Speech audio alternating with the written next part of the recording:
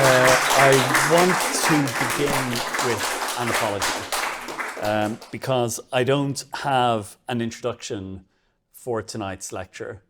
And I think the problem is that with this lecture series, I was trying to be a little bit too clever for my own good, because I had that great idea when I did the first one on Robert Emmet, and I pretended I was out at the Robert Emmet statue in the green, but really I just checked it on Google Maps, and I began with 250 meters, because that was the distance from the statue to here.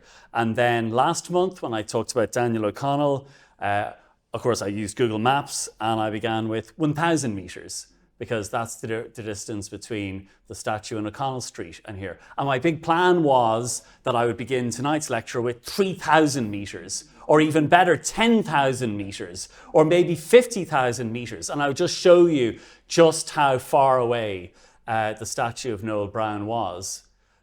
But the whole point of my opening was ruined, because I couldn't find a statue 10,000 meters away, or 30,000 meters away, or all these meters away. In fact, I couldn't find a statue on the entire island of Ireland to Noel Browne. And I thought, that can't be right. Because let's forget about his campaign to fight tuberculosis, which had taken the lives of so many people. Let's forget about all the hospitals that he was involved in building. Let's forget about his role in the formation of the National Blood Transfusion Centre. Let's forget about his attempts to introduce a national health service for Ireland and look after all those and the infant mortality rate, and try and do something about that. Look at his later career and all the issues that he championed for women and children, campaigning for divorce, for contraception, for information to abortion, for abortion when the life of the mother was threatened, his campaign for gay rights and gay equality, his campaigns for housing and education, his campaigns against corporal punishment, his campaigns against the death penalty, his work to remove the stigma associated around illegitimacy, his campaigns against industrial schools and the abuse that went on there, his work against clerical abuse and the various attempts to cover all of that up, his attempts to combat the oppressive influence of the Catholic Church in our society, or indeed his role against major international forms of abuse, apartheid. Anytime South Africa came to Ireland to play a rugby match here, he was there at Lansdowne Road campaigning against it. Long before it was fashionable, long before it was seen as something that people supported, he believed that apartheid was an evil, an injustice, and it was wrong, and he was there to campaign against it. And when I went through today the list of all the things that he spent his life campaigning for, I realized that if I went to Leinster House now, 90% of the people there would agree with every single one of those positions. In the year 2022, they are all seen as respectable, responsible positions. But 50 years ago, in 1972, he was seen as a crank, an extremist, a troublemaker, and even in the Labour Party, where he was a member then, they wanted to get rid of him and deselected him because they didn't like all the speeches that he was making about, for example, gay rights or therapeutic abortion. And I found it extraordinary that when I went to Google Maps to look up Noel Browne and statue, this is what I found. The very first reference was the Luke Kelly statue, that extraordinary statue which our chairperson mentions at the start. The second reference is to St. Patrick's Cathedral, which has some very fine statues, but none of Noel Browne. The third reference was to the Little Museum of Dublin, because of this lecture series and the possibility that there might be a statue built for Noel Browne. And tonight I would like to lead the campaign for a statue to these two people, because I think it should be a joint statue. I think it should be a statue to Noel Browne, and I think it should be also to his wife Phyllis. They were together for 61 years, and it was a truly genuine, great love affair. And she was his partner in everything that he did politically. She believed with him in all those causes. She supported him. She organized his office and his paperwork. She said that he couldn't find anything, was completely disorganized, that she had to take care of all of that, looked after all the correspondence. She was the person who helped the constituents as well, sometimes making communion dresses for mothers when they weren't able to afford to do it for their children. And a really remarkable partnership. This is them in their younger days. When Phyllis died in 2006, this is what Michael D. Higgins, President Higgins, then a TD, said. He said that this was one of the great partnerships in Irish politics. They embraced every progressive and egalitarian issue: health, housing and education, and opposition to apartheid in South Africa. And President Higgins, he was such a huge supporter of both Phyllis and Noel, a great friend of theirs, a great admirer, a great champion. And I think that if we were to have a statue dedicated to the two of them, I think it would be only appropriate to invite President Higgins and Sabina to the Little Museum of Dublin for the unveiling, and to have them speak about what a remarkable contribution they made to Irish life. This is President Higgins' favourite possession. It is a portrait of Noel Browne by the great artist Sean Keating. And if you look at it there, Noel Browne has the gloves, and people have always interpreted this as the gauntlet. He was throwing down the gauntlet to the Catholic Church. But President Higgins says, no, that's completely wrong, that these are driving gloves, that Noel Browne loved racing and going around in fast cars, and that these were his driving gloves. And as President Higgins says, he was a very handsome man. And here we have some pictures of them. Noel Browne, in that campaign against tuberculosis as Minister for Health, hugely innovative, making films, going on the radio, talking to people, a puppet show that was created to show people how to avoid getting the infection. The fact that they went and did this brilliant communication, similar to the great Wash Your Hands campaign during the pandemic. Noel Browne was pioneering brilliant communication strategies in the late 1940s to combat TB. There we see him, his poster, running as an independent anti-coalition Labour candidate in 1977. And here we see him campaigning with Michael D. Higgins in the 1980s. I've put up this slide about his political trajectory because I'm getting older, my memory isn't what it used to, and no one could actually follow the twists and turns of his political career. He went from Clonda Publicta, 1948 to 1951, then forced out of that after the whole mother and child scheme debacle. Then he became an independent, won re-election, but then he joined Fianna Fáil, the party that he had done so much to fight against. And in part is because he believed that if you wanted to get ahead and to do something in Parliament, you really needed to be attached to one of the big parties. Previously, he had said that trying to get ahead in Fine Gael and Fianna Fáil, if you didn't have a Civil War pedigree, was like trying to become a member of the illustrious and exclusive Kildare Street Club just up the road from us. But in 1953, he does decide to join Fianna Fáil. He runs for Fianna Fáil alongside Sean McEntee, the Minister for Finance in Dublin South East in 1944, and loses his seat because Fianna Fáil is not popular. It's an unpopular budget that McEntee is blamed for, and he gets some of the blame as well. They loved him at Fianna Fáil Ardèche because he was a passionate speaker, he was fiery, he campaigned for all these big issues. The leadership of Fine Gael, of Fianna Fáil, found him increasingly erratic. They didn't trust him. They deselected him in 1977. So he promptly then just ran again as an independent and won the seat again. Independent for a year, and then with Jack McQuillan, he started a new party, the National Progressive Democrats, a very small socialist party. There were only the two of them in it as TDs. Young Nuala Freelon, as a student in UCD, spent her time campaigning for them because she was so swept up by their idealism and the passion of their ideas.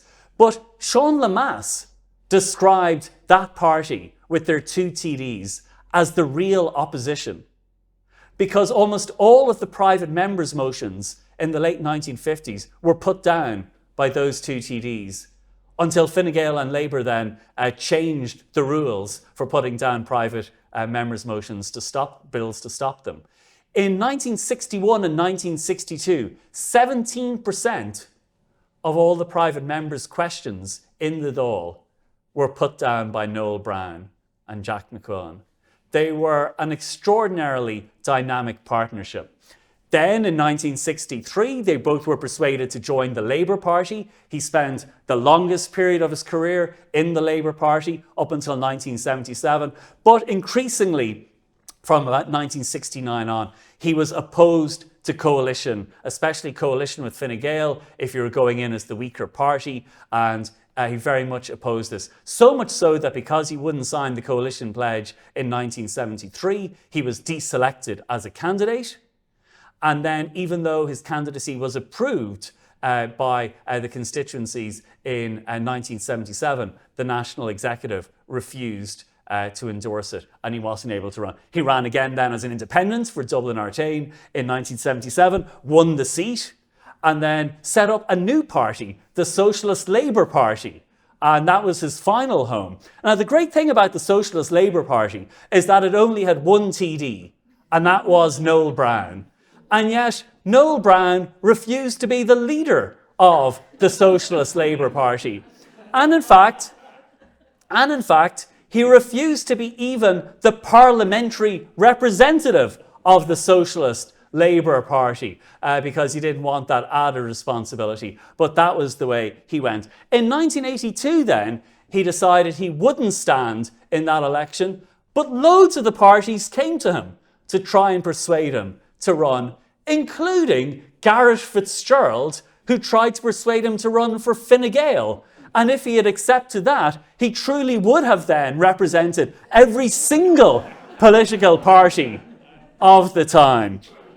And of course, this is where Dublin South East, and of course, the Little Museum of Dublin is in the Dublin, now Dublin Bay South, but what was previously Dublin South East. 1948 to 54, again 57 to 65, lost a seat then, back again. When he was deselected by Labour in 1973, he decided to run as an independent for the Seanad, for the University of Dublin or Trinity constituency, and was elected, and did some of his best work in the Seanad in the 1970s, alongside his then friend, Mary Robinson. They did fantastic work on gay rights, tackling the stigma around illegitimacy, therapeutic abortion, very much a progressive voice, and a voice that would, making arguments that resonate in the 21st century, that should have resonated there, but actually made him a figure of suspicion within the Labour Party. Stood then in the Dublin Artane constituency in 1977.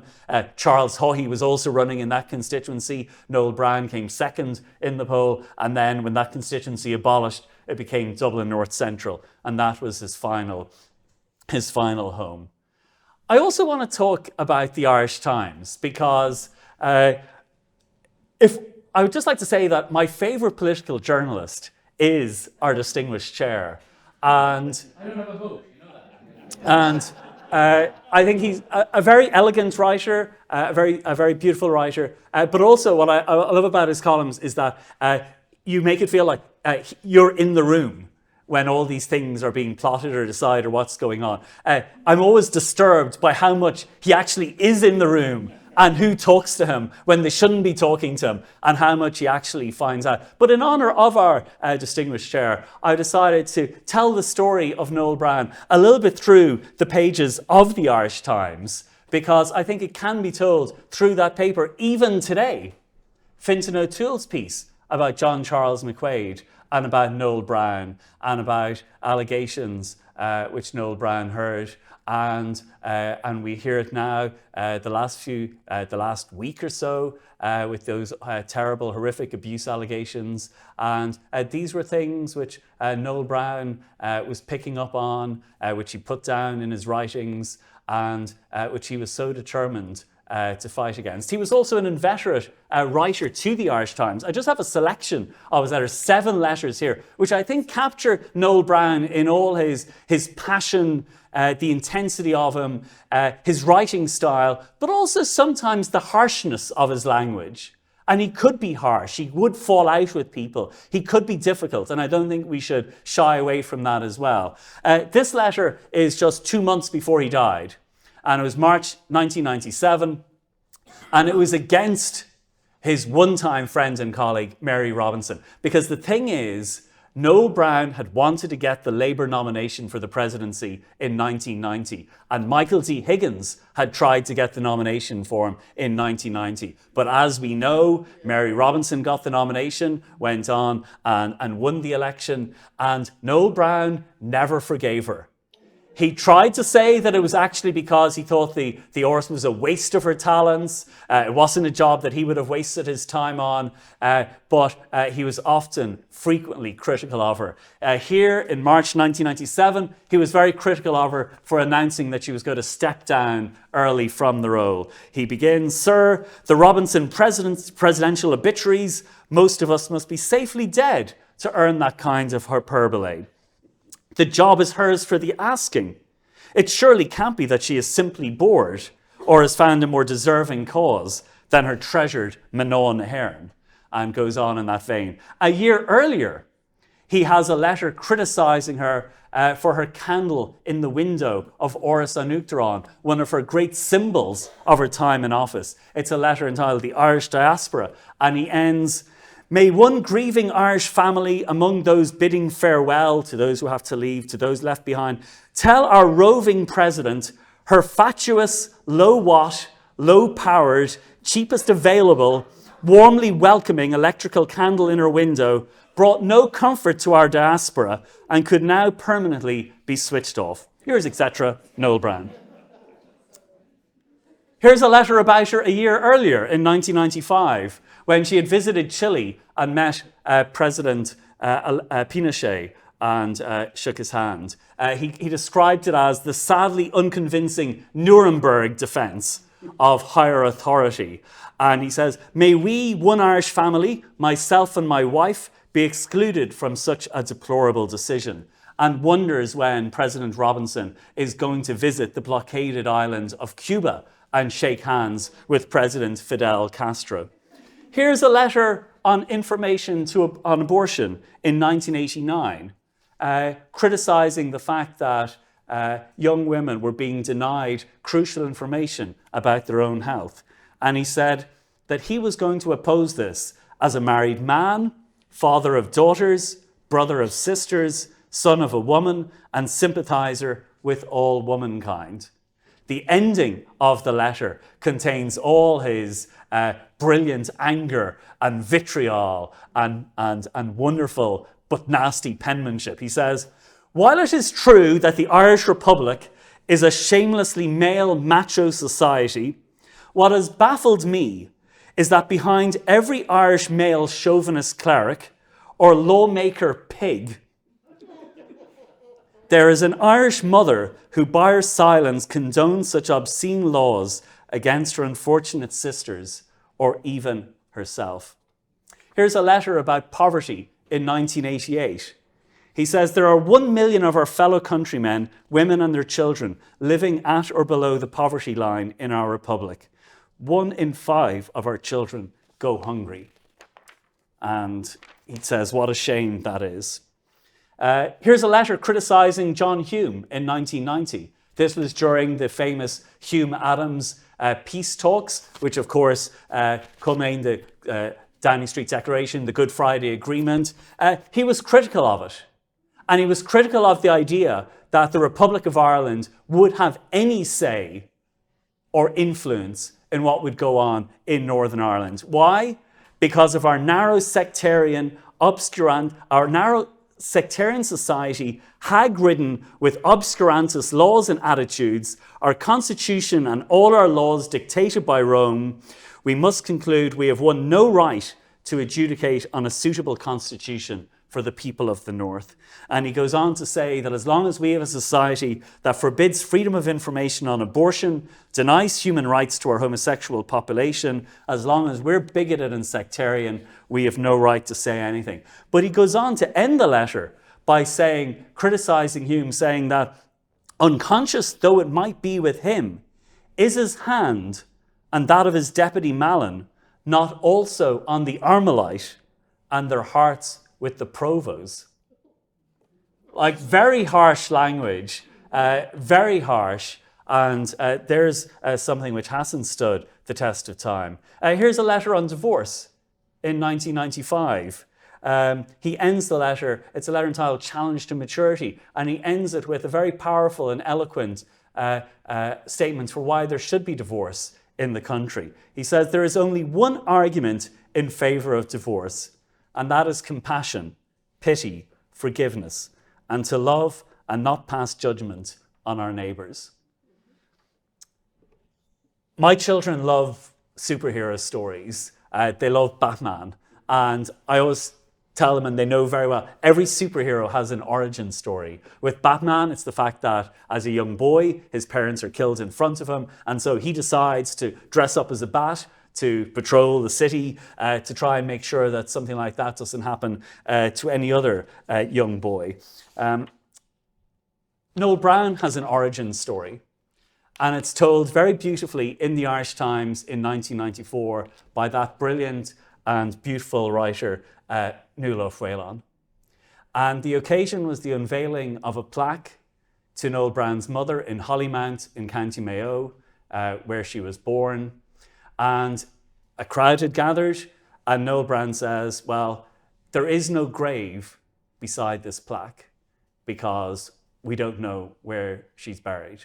Because, of course, she was buried in a pauper's grave because they didn't have the money for it. One woman said afterwards, if this was in a book, you wouldn't have believed it.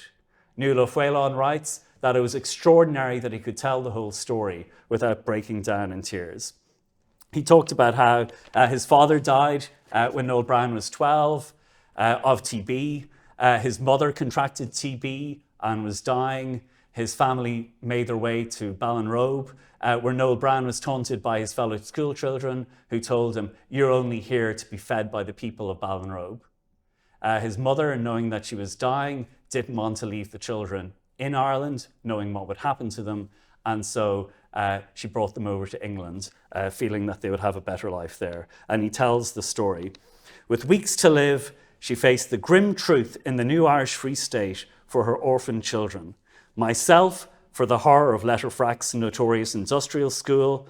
For the girls, the great love-starved warehouses for unwanted children. My crippled hunchback eldest brother, Jody, faced the workhouse. So it was left to Eileen then, his 16-year-old sister, to decide what to do with, and he kept saying, our mother, when she died. And she was buried in a pauper's grave. He explained it. No money, no health service, no house, no home, no money, no graveyard, no grave, no headstone, no funeral, a non-person. Eileen goes on to die alone in a hospital. Jody died in a workhouse hospital, died of TB. Una was sent to America for safety, but she went into service there and was treated, as he said, like a slave. Noel Browne describes, he said, the story would move a stone. And Noel Browne ended his speech by saying, perhaps you may now better understand the lifelong dedication of my wife Phyllis and myself to the cause of oppressed womanhood in the Irish Republic. And there was applause, but the crowd said, Noel Browne writes, he said that the crowd gathered around, stood around, but they said the atmosphere, it was like a funeral. And then one woman said, every word out of that man's mouth today was the truth. God love him, he's not over it yet. And that was 1994. So Noel Browne ended up in England because of his intellectual ability. He won a number of scholarships. He went to Beaumont, kind of known as the Catholic Eton, but a very prestigious school. There he became friends with a boy called Neville Chance. The Chance family almost took Noel Browne in and decided to fund him to come back to Ireland, to go to Trinity to study medicine. And it was there that he said he seems to have had a great time in Trinity. He was a member of the rugby First 15. He was a member of the boxing club. He would apparently go out drinking at night in Davy Byrne's or the Bailey, ending up in a back room there until 6 in the morning. Then he would go home for a couple of hours sleep, and then he would get up and go on the first train down the countryside to take part in a rugby match or a football match. So he was a student who very much lived the college experience too. He was also famous for standing up to his lecturers. There's a famous story about how he was at Dr. Stephen's Hospital on one of his placements, and Dr. Solomons, the famous gynecologist, was there. And he took one look at Noel Browne in his dirty coat, and he said, look at you with your dirty coat. You're not a respectable doctor. And Dr. Solomons, of course, had been just out of the hunt, and it was in his red coat and his riding boots. And Noel Browne just looked at him and he said, and you look like a broken down jockey in that ridiculous gear. And Solomon was so humiliated, he didn't know what to respond. And he remained absolutely silent. That became part of the Trinity student folklore. He met Phyllis Harrison at that time. They fell in love. They married in 1944. They married in 1944 after a doctor had told Noel Browne that he had only 6 months to live. During the courting, she had been in hospital for TB. He was now diagnosed with TB and really did not believe that he would live for long. He became a doctor. He began working in some of these tuberculosis sanatoriums, one in Newcastle in County Wicklow. And there we see another Irish Times connection, because while he was there, he met a patient, an Irish Times journalist called Harry Kennedy. And Harry Kennedy died there. But Harry Kennedy introduced him to Noel Hartnett, who was then involved with Sean McBride in this new political party, Clon na Publicta. And Noel Browne doesn't seem to have much of an interest in politics, but he did have a huge interest in fighting TB. And he was passionate about this. And this new party was promising to do something about it. And so he met it. And pretty much at the last minute, was persuaded to run. The former editor of the Irish Times, Bertie Smiley, had a column in the Irish Times under a pseudonym. And he writes about Noel Browne in January 1948. He says, by the way, it was only yesterday I discovered precisely what constituency I am in. That's, of course, this one, Dublin South East. Actually, I got my first batch of election literature. I also discovered that a well-known Trinity man is contesting the election in my area. And that, of course, was Noel Browne. And it was mentioned that he was a member of the Trinity Rugby 15. That's believed to have won him a lot of votes in Dublin South East in 1948. But Smiley says, Dr. Browne, it is understood, has no interest in politics as such. He never stood on a political platform until a fortnight ago, but it was his failure to get any answers from the other parties on TB that got him involved. And Smiley ends with a remarkable conclusion. He says, indeed, he is immensely popular. Indeed, I know many bitter enemies of everything that Clon na Publicta stand for who would vote for him, even if he went forward as an official agent of the Comintern. And that was Noel Browne's popularity. So Noel Browne does win. That inter-party government is founded. And Noel Browne becomes the first person since independence to become a minister straight away.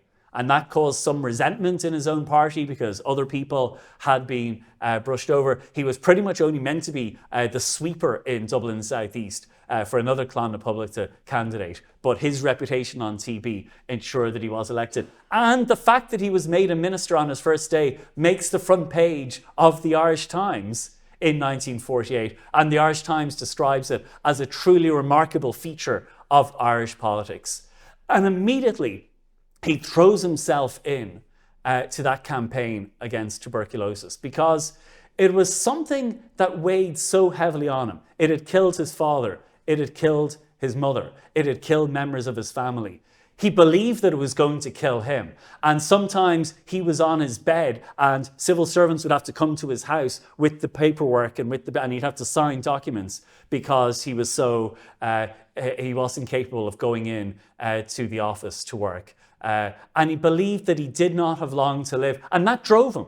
He was a young man in a hurry, because you do it now because you might not be around in a few years' time. And so different from so many politicians that we see today, who are there for the long career and who just be there to be seeming to go from one job to the other, and it's all about how they can advance. No, Noel Browne got in and he wanted to do something as Minister for Health, and he took on TB. Now, he had a lot of things going for him. There was a huge amount of money in the system because of the national sweepstakes. There was a Health Act, which Fianna Fáil had been involved in previously, and he was able to reap the benefits of that. There were also new drugs and new medicines in the fight against TB, and he was to hugely benefit from that. There was a chief medical advisor, James Deaney, who played a crucial role in that. Although it's interesting, you also see tensions between the Minister for Health and the chief medical advisor. Again, brings back echoes of some of the tensions that we saw during the pandemic as well. And Noel Browne, very innovative in how he went on the radio, produced these films for the cinema, the puppet shows, very much making sure that people knew. And it was fighting this. Because I said about the origin story, this was his origin story. That this was about trying to save other young people from being orphaned, trying to save ultimately himself. And he did remarkable work in doing that, helped by other great people like James Deaney, like Dorothy Stofford Price, who did important work on the vaccination. And it was very much a team effort and not Noel Browne on his own. And then, of course, there was the crisis, the controversy that brought his ministerial career to an end, and that was the Mother and Child Scheme in 1951. And again, building on stuff that had been developed by Fianna Fáil and other things. But Noel Browne was very keen on this, the idea that infant mortality rates were so high, the number of mothers who were dying in maternity, the idea that you would have free maternity care, that you would have it not means tested because you didn't want there to be a humiliation involved in having to have it calculated whether you could afford it or not. The idea that you could have free medical care for mothers and children up until the age of 16, very far-reaching, very revolutionary, but huge opposition from lobby groups, from the Irish Medical Association, who believed that they would lose out on their income and who were very active against it. And very often the story is told about it's the Bishop's Crozier and that it's John Charles McQuaid and all of that. But there was also professional opposition to Noel Browne as well. And then, of course, you do have the church opposition as well. The belief that this would lead to socialised medicine, that this was something communist, but also that if you were taking out church control over health, that then it would pave the way for contraception, it would pave the way for abortion, it would have paved the way for the church losing control over all of these things. And I have to say, Noel Browne also has to take some of the blame for the failure as well. Partly his health wasn't good, partly he just wasn't suited for some of these things, making sure his colleagues were consulted, making sure the cabinet knew what was going on, liaising with his party leader, liaising with their coalition partners. There is a certain amount of finessing that is required in politics to be successful. And Noel Browne, as we see from some of those later letters, perhaps lacked a certain element of that finessing.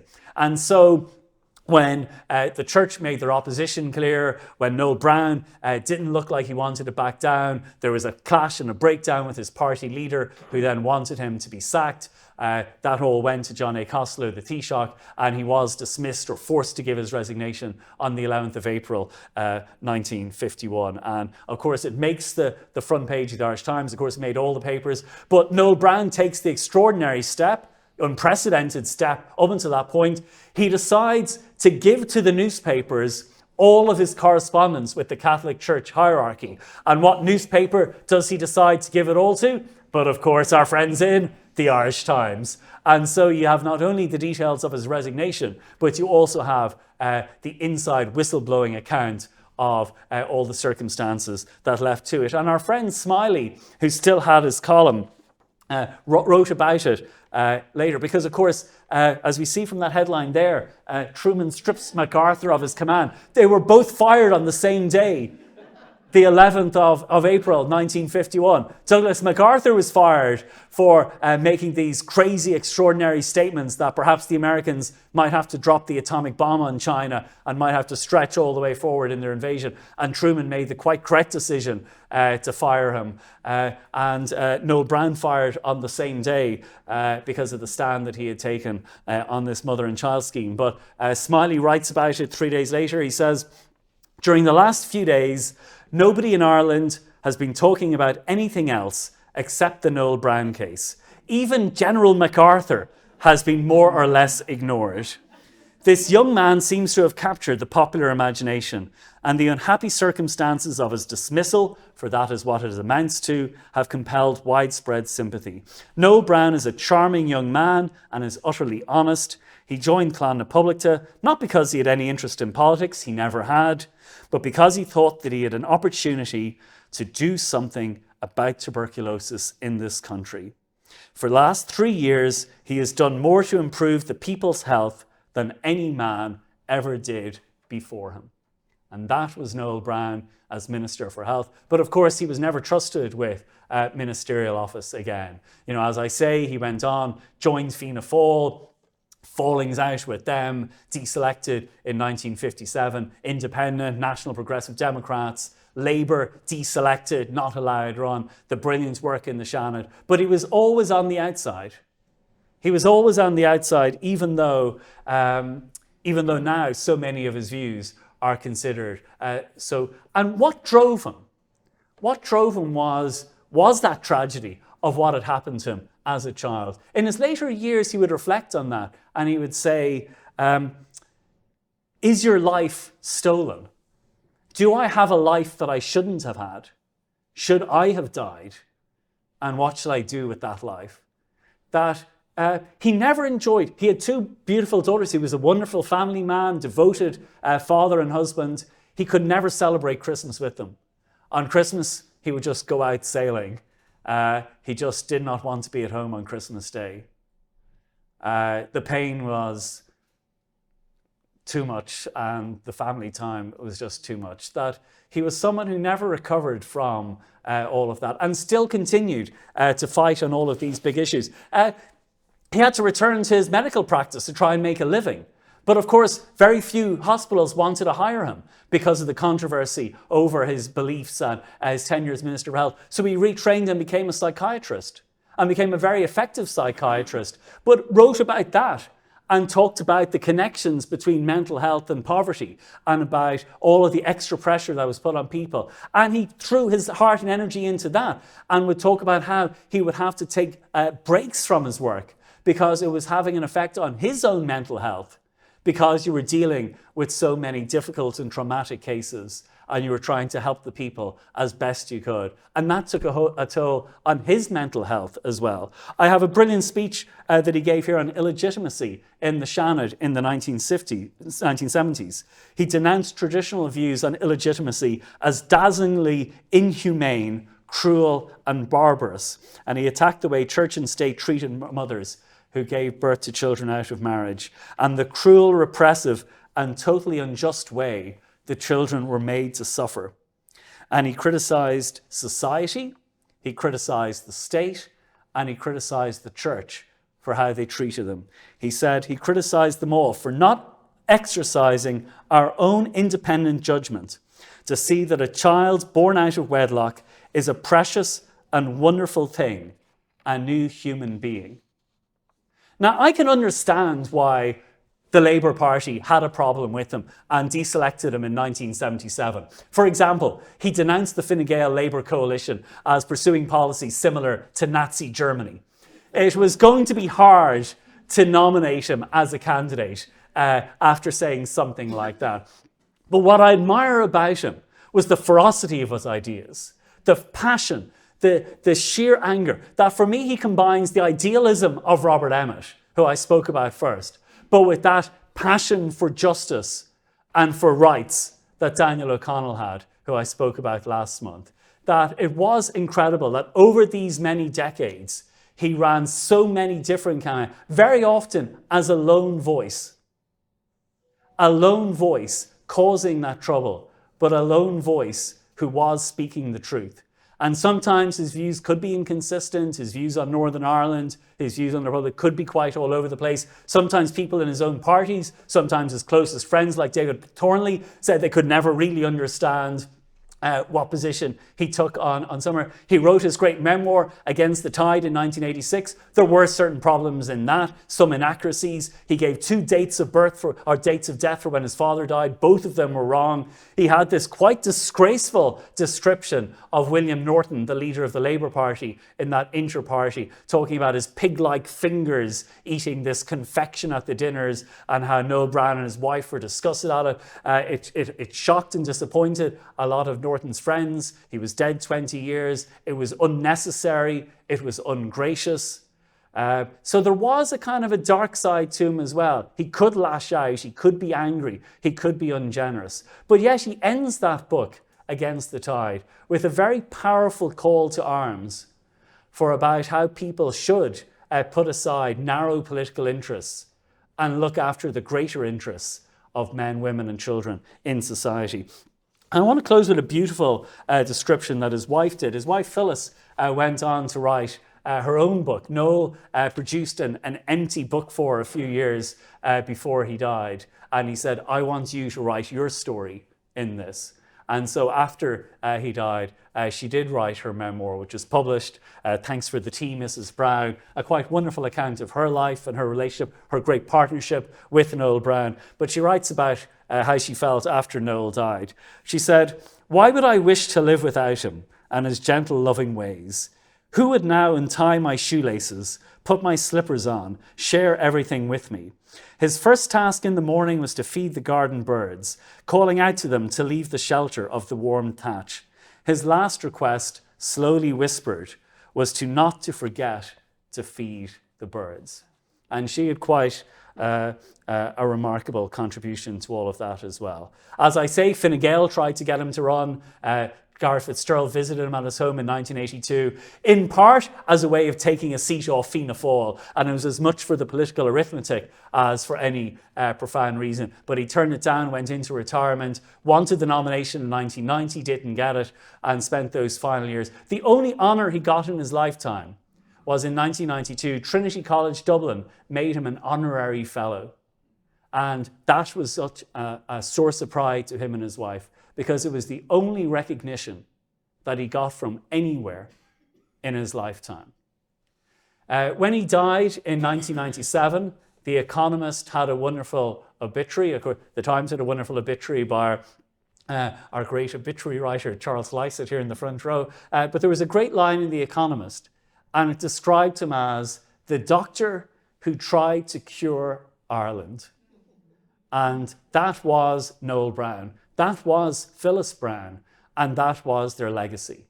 They were the people who saw all of these injustices. They were motivated because they knew what it was like to narrowly escape from ill health. They knew what it was like to grow up in poverty. They knew what it was like to grow up with that whole feeling of shame and inferiority, and the way the society looked down on you, the church looked down on you, and the state looked down on you. And he dedicated his life to making sure that other people wouldn't be treated the same way. Now, there are no statues to Noel Browne. As our chair has said, 200 statues in Dublin, but none to Noel Browne. And okay, so they haven't done it. Well, that's shame on them. But tonight, we have an opportunity to fix this and right that wrong. And I believe that if we do not take that opportunity to make sure that there is a statue to Noel Browne and to Phyllis Browne, then shame on us.